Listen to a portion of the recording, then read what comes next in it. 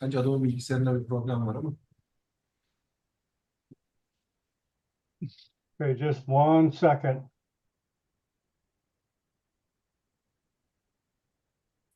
Okay. Okay, here we go. 10, 9, 8, 7, 6, 5, 4, 3, 2, 1. Good morning from Miami Beach. This is Dr. John Bennett broadcasting for Neurosurgery. Oh my God. Hold on. Okay, let me start again. I can always edit it out. It's okay, sir. Okay. Hi, this is Dr. John Bennett broadcasting from Miami Beach here at the home of Neurosurgical TV. We have the pleasure of having another in a series of the evolution of skill and art of microneurosurgery. Today, the topic is surgery for multiple aneurysms for the supraorbital keyhole approach. And I'm going to have Bayati, a neurosurgeon from Ankara, give the neurosurgical introduction. Welcome, Iyap. Welcome, sir. It is very nice to see you and meet you again. I'm Eyüp Bayatlı from Ankara University School of Medicine. I'm working with Dr. Eroğlu. I'm very happy to be working with him. And also I'm glad to moderate such a beautiful and useful series of neurosurgical education. As you know, intracranial aneurysms are among the most popular and also challenging issues in neurosurgery, especially in the last decade. I think it comes more difficult to decide which patient to operate and which patient to leave for the interventional radiologist to make some interventional procedures or operations. So when it comes to some cases of multiple aneurysms, I think the challenging issue is more bigger and more complicated. So I'm very happy to introduce Dr. Eroğlu, one of the most well-known neurosurgeons in the country, and so to listen to his fourth presentation in the series of microneurosurgery. And the title will be Surgery of Multiple Aneurysms via the Supraorbital Keyhole Approach. So thank you once again for the invitation, and very happy to listen to Dr. Eroğlu. Dr. Eroğlu, please, you can share your presentation. Thank you for a kind presentation, Eyüp. Thank you, John.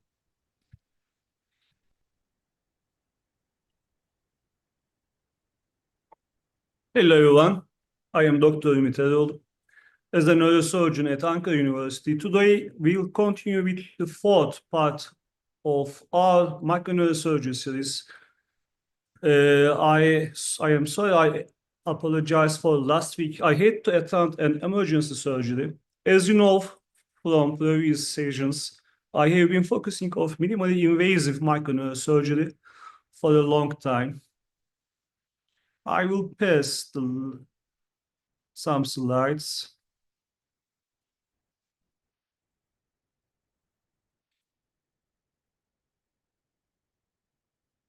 For all patients except those with lobar hematomas and large interaxial masses, we perform a preoperative lumbar puncture. As you see, this provides us with extra working area, working space. We do not administer fluids to the patients and give steroids at dose of 1 milligram per kilogram. And this helps us stabilize the vessel's walls.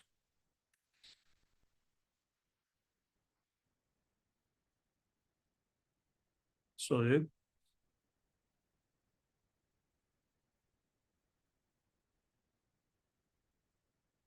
Another critical step for surgeons interested in this approach is patient positioning. Head elevation and hyperextension are important.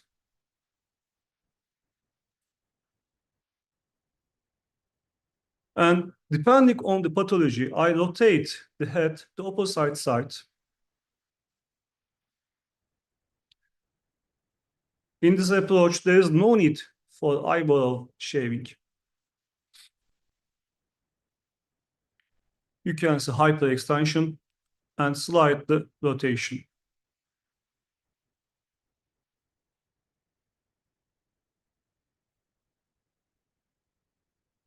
The supraorbital notch is identified by palpation, and the incision is made lateral to the notch.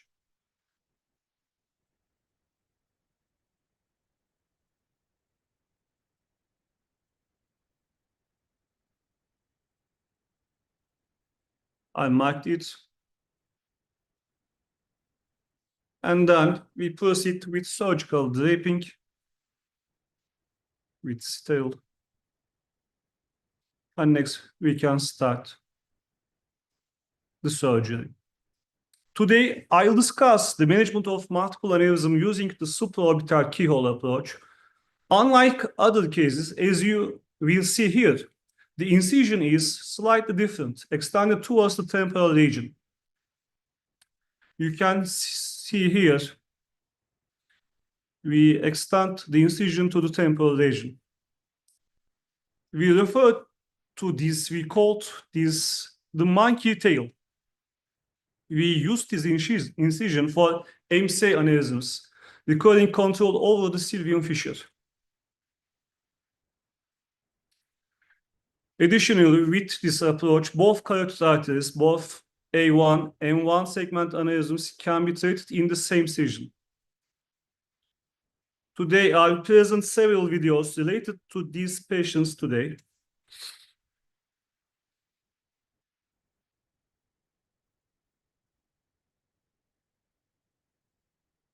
The first case involves aneurysms in the ACOM, MCA, and the ICA supraclavian aneurysm segment. The three patients I'll show today had ruptured aneurysms. After the monkey tail incision, we removed the sphenoid wing with a kerosene ranger.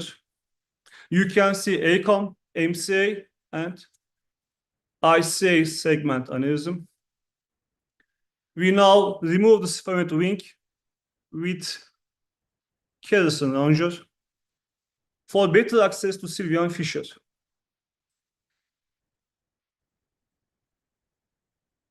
We drill the inner table of the frontal bone and orbital roof, which are critical surgical steps for this procedure. I often use diamond drill tip.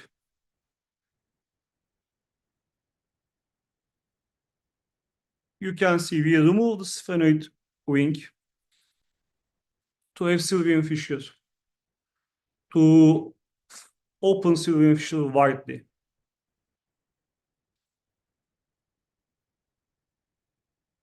After drilling the orbital roof, the first goal is always to identify optic nerve and carotid artery and achieve CSF drainage.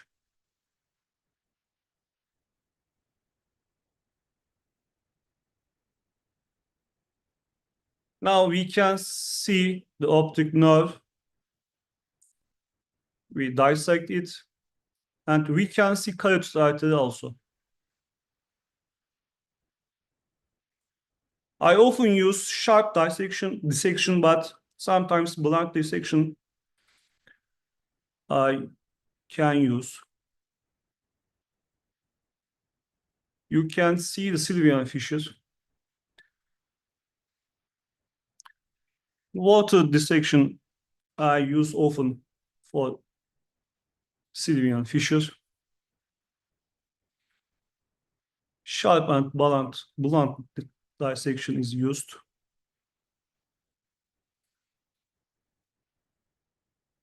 We first address the carotid artery aneurysm. It's critical not to dissect the tentorial site for this type of aneurysm. Now I open proximal sylvian fissure. Then I easily can I can easily see the dome of aneurysm. You can see carotid artery and the supracranial aneurysm. It's critical. It's critical not to dissect the tentorial site of aneurysm dome.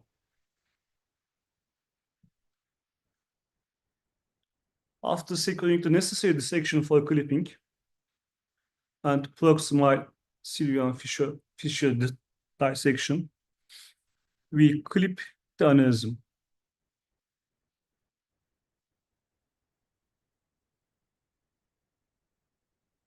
Now it's okay, it seems okay, and we clip the aneurysm.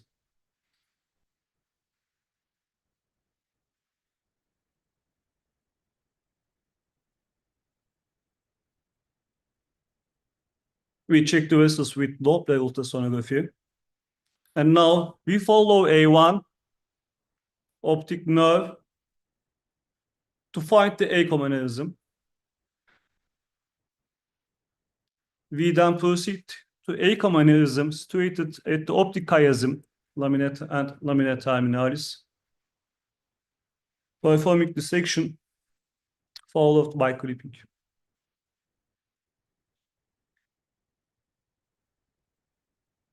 You can see both optic nerve, both A1, and we dissect the aneurysm dome and we clip it.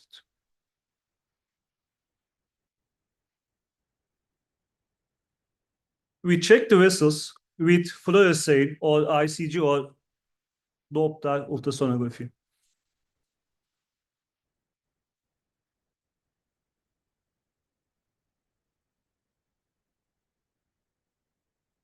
It seems okay. And then subsequently, we further open the ciliary fissure. But first, we open the lamina terminalis to avoid late hydrocephalus and vasospasm. Now, we open the ciliary fissure.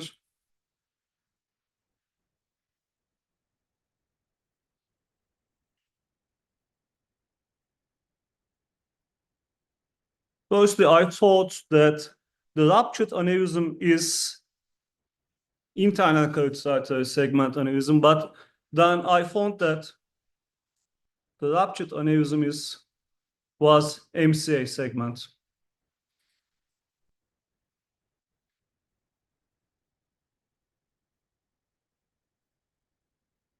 We try to find the dome. We have proximal control.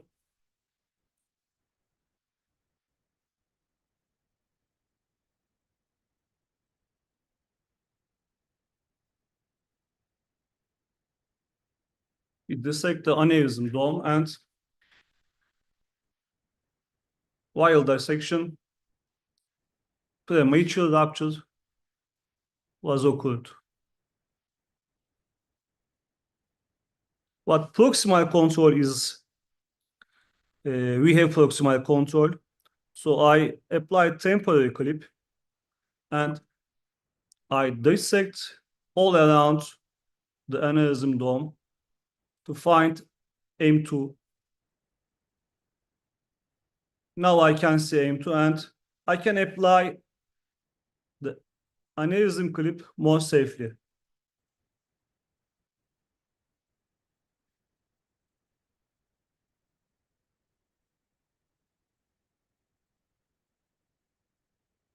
You can see I use fluorescein to check the vessels. Seems okay.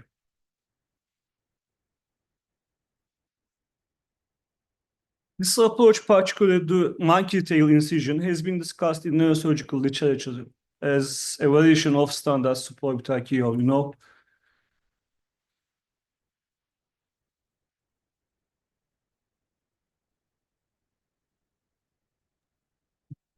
Thank you very much, sir.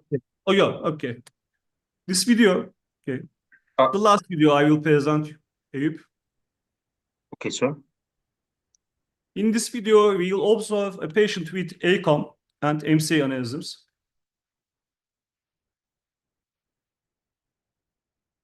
Determining which aneurysm has ruptured can sometimes be challenging. After monkey tail incision, I always drill orbital roof and inner table of frontal bone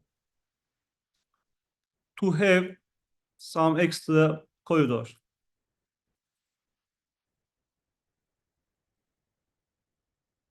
I often use C-shape dural opening.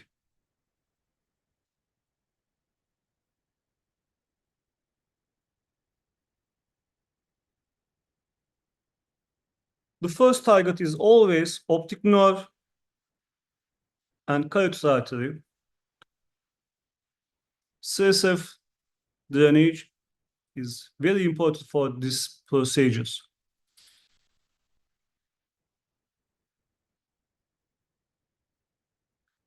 Now we can see optic nerve, carotid artery, and I'll opening the proximal sylvian fissure.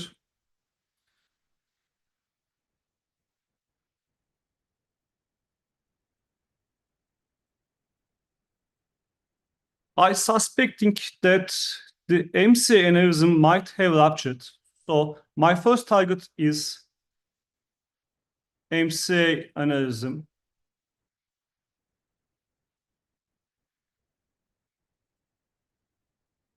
Generally, it's essential to address to the ruptured aneurysm first, as manipulations or temporary clipping of other aneurysms can alter intravascular flow, potentially leading to re-rupture or premature rupture of the already compromised aneurysm. Such an event could turn the surgery catastrophic if control or the bleeding aneurysm isn't promptly achieved. Upon exposing the MC aneurysm, you can see, I released. It hadn't ruptured. However, since I had accessed it, I placed a temporary clip to prevent any potential bleeding.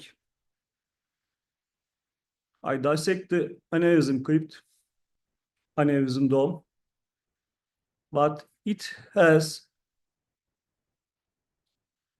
a lot of small vessels. So I used the temporary clip to apply the fenestrate clip to aneurysm clip.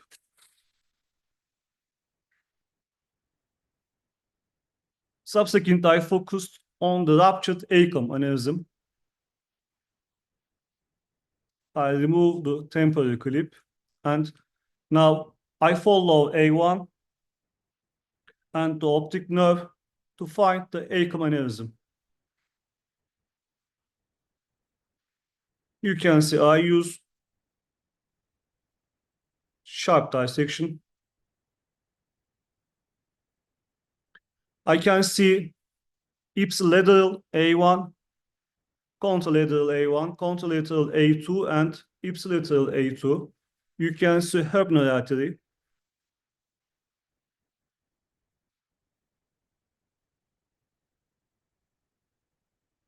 There's some hematomas.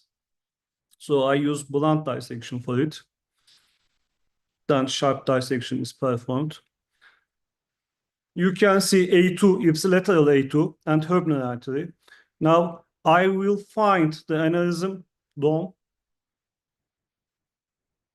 You can see the contralateral optic nerve.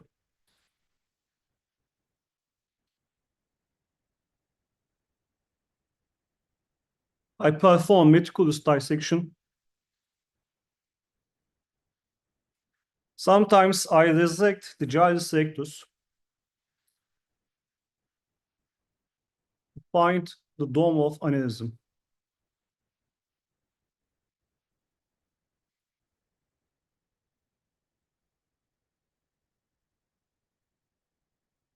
Now I perform temporary clip. You can see now contralateral A2, ipsilateral A2, ipsilateral Herbner artery.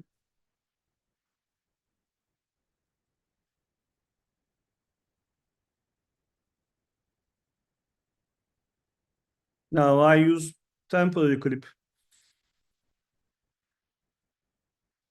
to safely clip AICOM aneurysm.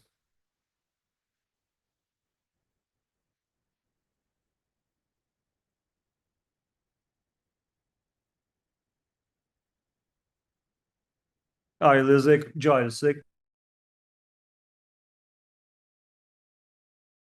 rectus. I check the vessels with Doppler and fluorescein and aneurysm dome. It seems okay. After securing the AICOM aneurysm, I return to MCA aneurysm to apply the definitive clip.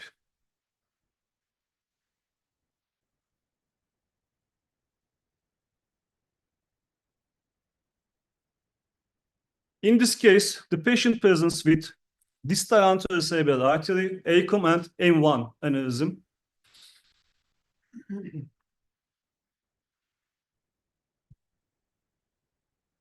By avoiding fluid administration and performing lumbar puncture, we achieve significant brain relaxation, providing an excellent additional corridor for surgery.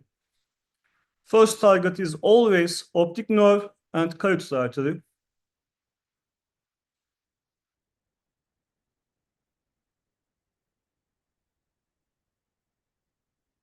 We now use diamond knife for sharp dissection.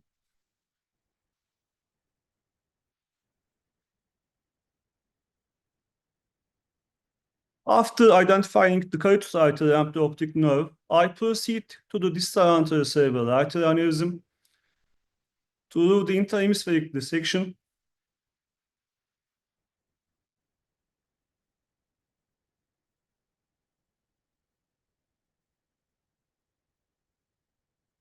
I expose the dome of the large giant aneurysm.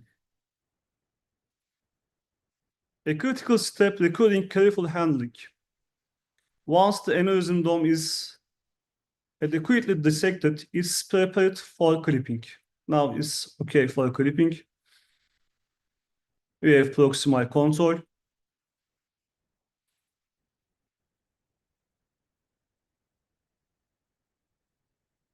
And you can see we don't use any retractor or brain.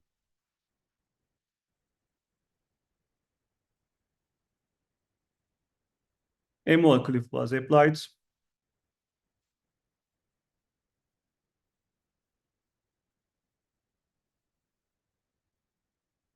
Now, next, by following the A1 segment, I find the AICOM aneurysm with precise, sharp, and sometimes blunt dissection. The aneurysm is prepared and clipped.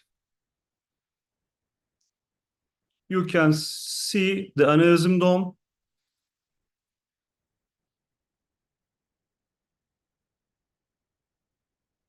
We can see contralateral A2, ipsilateral A2. We have to see all these vessels.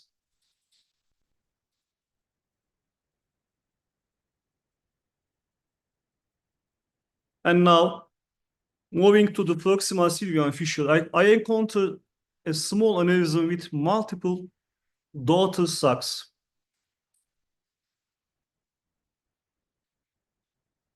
I open the sylvian fissure.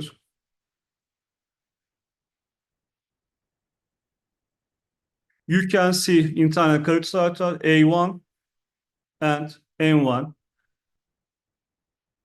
You can see two small daughter sacs.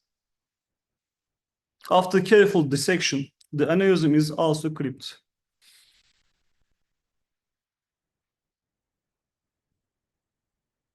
For surgeons interested in this approach, several key steps are critical.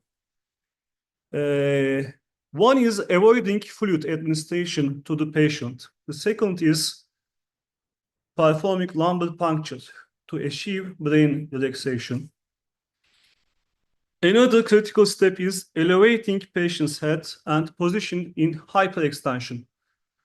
Drilling orbital roof and inner frontal bone are also is critical for this procedure.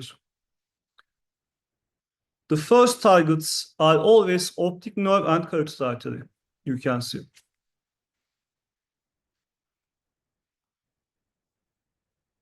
Thank you, Ayub. Thank you, Bennett.